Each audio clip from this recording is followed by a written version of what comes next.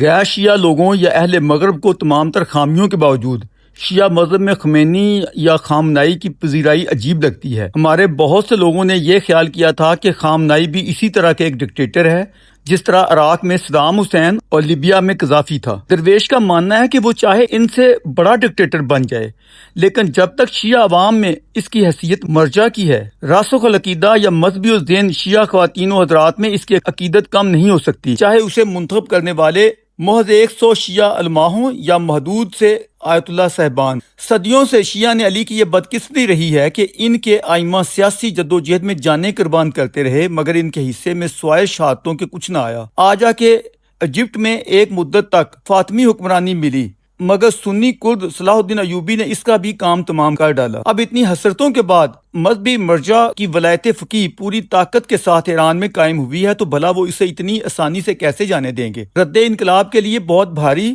ہمہ گیر ہمہ پہلو جدوجہد کرنی پڑے گی۔ جن لوگوں کو ٹیررزم کے حوالے سے دلائل کے ساتھ ایرانی رجیم یا ولایت فقیہ پر شدید ترین اعتراضات ہیں، اور وہ سپریم لیڈر کی متشدد پراکسیاں دیکھتے ہوئے انہیں سنی ٹیررسٹ اسامہ بن لادن یا اسماعیل ہانیہ جیسا ٹیررسٹ یا لبنانی حزب اللہ کے حسن نصر اللہ جیسا متشدد لیڈر سمجھتے ہیں، جتنی جلدی ممکن ہو وہ اپنے اذہان سے اس نوع کی غلط فہمی نکال دیں۔ ولایت فقیہ کے معنی ہیں ایک ریلیجس جورسٹ کی حکمرانی، اتھارٹی یا بادشاہت۔ دوسرے الفاظ میں وہ ایک شخص نہیں بلکہ شیعہ علماء اور آیت اللہ صاحبان کا نمائندہ ایسا طاقتور ادارہ ہے جس کی جڑیں مذہبی ذہن شیعہ لوگوں کے دل و دماغ میں پیوست ہیں، جو منتخب پریزیڈنٹ اور منتخب پارلیمنٹ مجلس کے فیصلوں کو بھی ویٹو کر سکتا ہے۔ ایک طرح سے وہ مولا علی کا ہی نہیں، مولا کائنات کا نمائندہ ہے جس کا فرمان عین دین ہے۔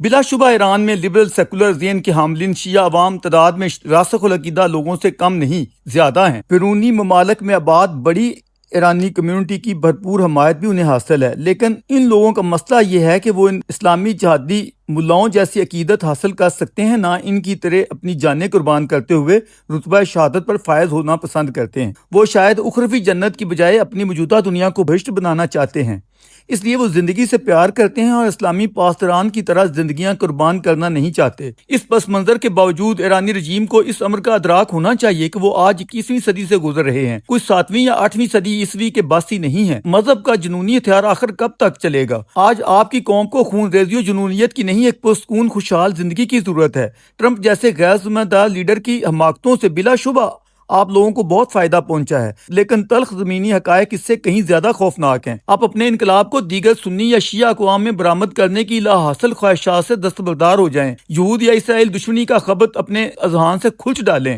حماس اور حزب اللہ جیسی جنونی اور خونی پراکسیوں سے آپ کو کچھ حاصل نہیں ہوگا۔ اپنی خلیجی سنی عرب اقوام کے ساتھ مخاصمت کو ختم کرتے ہوئے 7ویں نہیں 21ویں صدی کے تقاضوں کا ادراک کریں۔ جیسے تیسے اپنے تحفظات کے باوجود اگر وہ خامنئی کے جنازے میں نئی شروعات کے ساتھ آ ہی گئے تھے، تو آپ لوگوں کو دلجوئی کی بجائے طنزیہ اسلوب اپناتے ہوئے قرآنی آیات کے ذریعے دل شکنی کا پیغام نہیں دینا چاہیے تھا۔ ہر آئے مہمان کو آپ یہ طعنے دیں کہ آپ لوگ اہل ایمان کے نہیں کفر کے ساتھی ہیں، ترکوں کو کہیں کہ تم لوگ پیچھے بیٹھ رہنے والے منافقین جیسے ہیں۔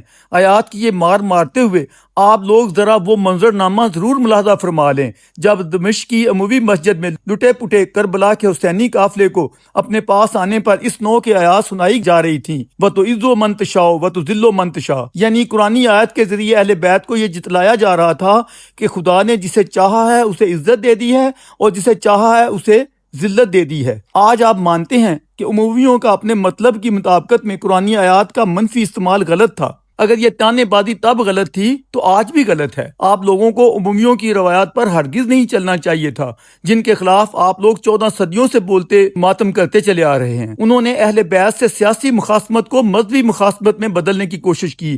اب آپ لوگوں کو ان کے برعکس رویہ اپناتے ہوئے نفرت کی بجائے محبت اور دلجوئی کی زبان اپنانی چاہیے۔ خلیجی عرب ممالک میں سے آپ ملاحظہ فرمائیں، متحدہ عرب امارات، کویت اور بحرین نے جنازے میں شرکت سے صاف انکار کر دیا۔ دیگر عرب ممالک کا بھی بس یہی معاملہ رہا۔ آج آ کے اگر سعودی عرب اور قطر نے اپنے وفود سپریم لیڈر کے جنازے میں بھیجے تو انہیں پہلے آیتوں کی مار ماری گئی اور پھر ہرمز میں گزرتے ہوئے انہی کے جہازوں پر میزائل داغ دیے گئے۔ اس طرح تو خطے میں امن و سلامتی یا مذہبی اور سیاسی یکجہتی ہرگز قائم نہیں ہو سکتی۔ اس کوتاہ اندیشی کی آؤٹ پٹ کیا نکلی ہے؟ آپ لوگوں کو امن معاہدے سے وہ ثمرات ملنے جا رہے تھے جن سے ایرانی عوام کی معاشی بدحالی کا کچھ نہ کچھ دعویٰ ہو سکتا تھا، اب اس کے امکانات معدوم ہو گئے ہیں۔ گلف کے جو عرب ممالک آپ کی طرف بہتر تعلقات کے لیے ہاتھ بڑھا رہے تھے، خود آپ نے انہیں جھٹک دیا ہے۔ امریکی پریزیڈنٹ کو بہانہ مل گیا ہے کہ وہ اپنے دستوں سے کیے ہوئے معاہدے کو ختم کرنے کے بیانات دینا شروع کر دے۔ اب اگر خدا نخواستہ پھر جنگ چھڑی تو بلا شبہ آپ اسرائیل پر بھی میزائل داغیں گے اور اپنے ہمسایہ عرب ملکوں پر بھی حملہ آور ہوتے ہوئے انہیں سبق سکھائیں گے۔ لیکن سوال یہ ہے کہ اس سے آپ کو کیا ملے گا، ایرانی قوم کو کیا ملے گا؟ 47 برسوں سے مصائب و مسائل اور دکھوں میں گرفتار 9 کروڑ ایرانی عوام کو کیا مل جائے گا؟ یہ کہ ان کا ایرانی ریال مزید ڈی ویلیو ہو جائے، ان کے معاشی دکھ مزید بڑھ جائیں۔ کسی بھی قوم کو پہم اس نوع کے جنگی جنون میں رکھا جائے تو اس کے منفی اثرات نئی نسلوں تک کو بھگتنے پڑتے ہیں۔